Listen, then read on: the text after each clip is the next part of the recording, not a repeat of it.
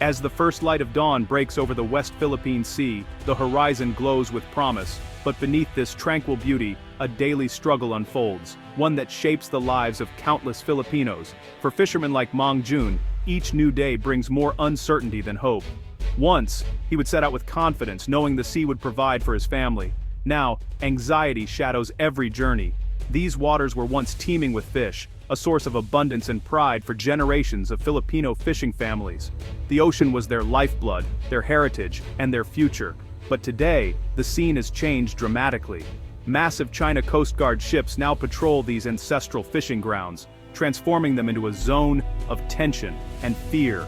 Mang Jun's small wooden boat is dwarfed by these steel giants. His nets often come up empty, as foreign vessels block access to Scarborough Shoal, known as Panatag to locals.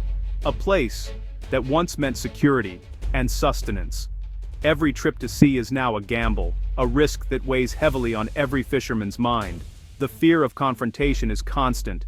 Fishermen tell stories of being shadowed, harassed, and even blasted by water cannons, powerful jets meant to intimidate and drive them away. They are chased from waters that, according to international law, rightfully belong to the Philippines. Yet, enforcement on the ground, or at sea, remains a daily challenge. The Philippine Coast Guard does its best to protect local fishermen, but their ships are often outnumbered and outgunned by the larger, more aggressive foreign vessels. This conflict isn't just about fish, it's about sovereignty, dignity, and the right of every Filipino to provide for their family.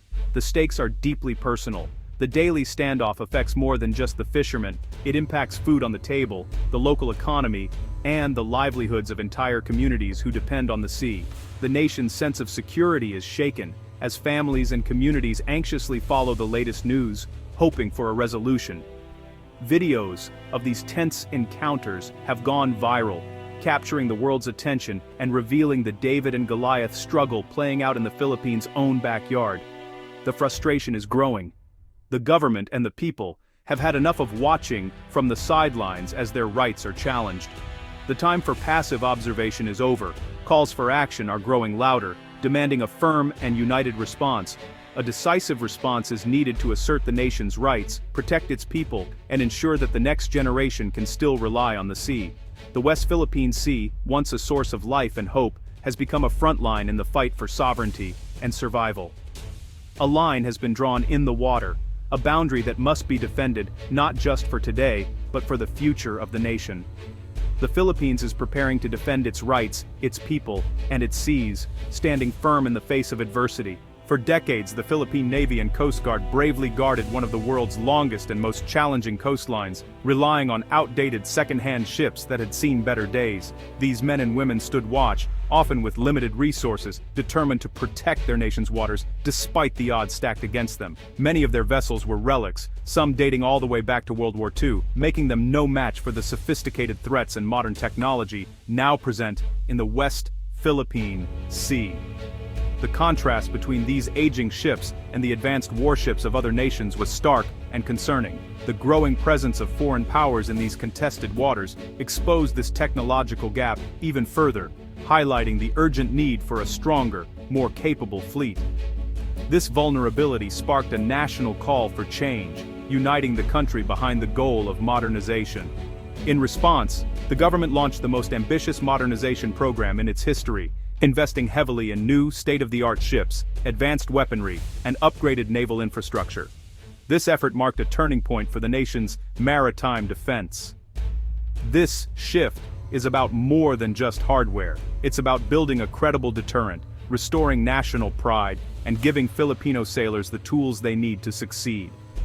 Training on advanced equipment and operating modern warships has transformed the way the Navy prepares for the future. The Armed Forces of the Philippines Modernization Program sent a clear message to the world. The Philippines is serious about defending its interests and is committed to safeguarding its sovereignty in the face of growing regional challenges. For sailors, stepping onto a modern frigate is a leap from the past into the future.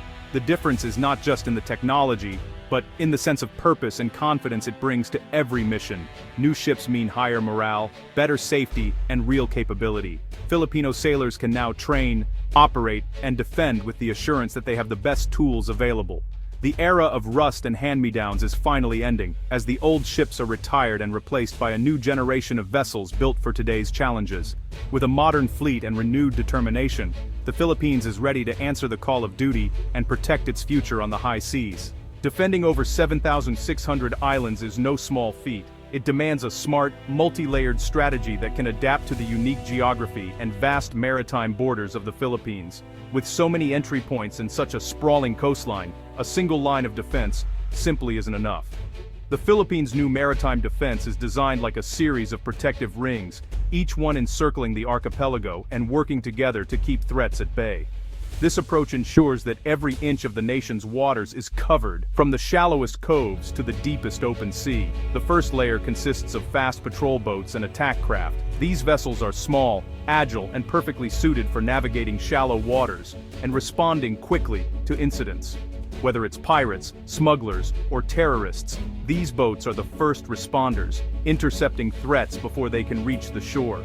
Some of these patrol craft are now armed with precision-guided missiles, giving them the firepower to take on much larger adversaries. Despite their compact size, they pack a serious punch and can neutralize threats swiftly.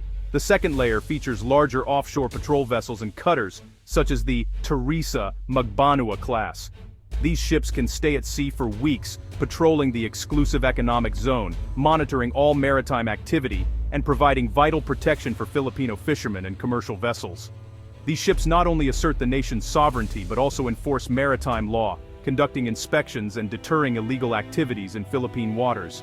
The third and outermost layer is made up of modern frigates and corvettes, like the advanced Jose Rizal class.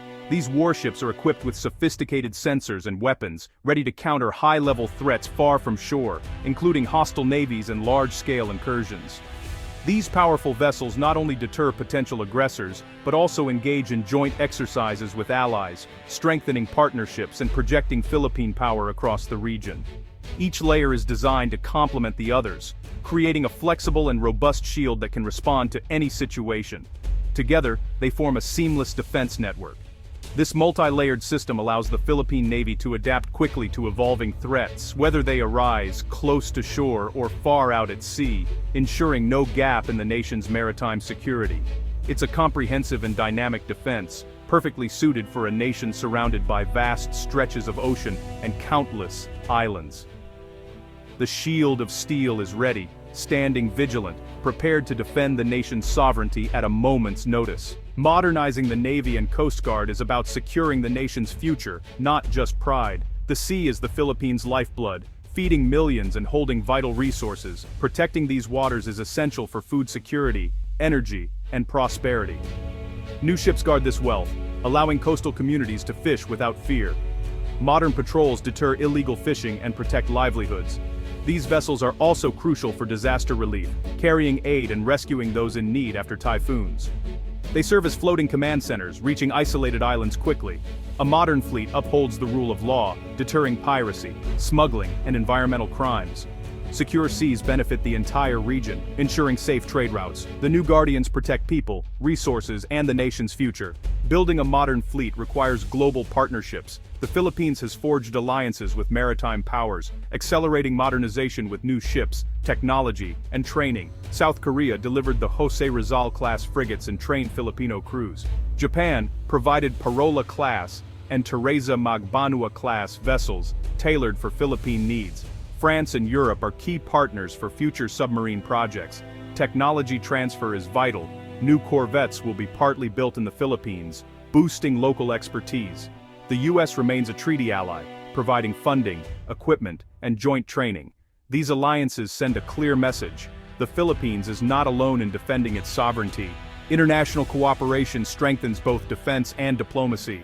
Naval modernization becomes real when you see the new ships flying the Philippine flag. The Parola-class patrol vessels from Japan are the Coast Guard's coastal workhorses, modern, reliable, and a reassuring sight for fishermen. The Teresa Magbanua-class offshore patrol vessels, the largest in the fleet, patrol deep into the West Philippine Sea, equipped for long missions and disaster relief.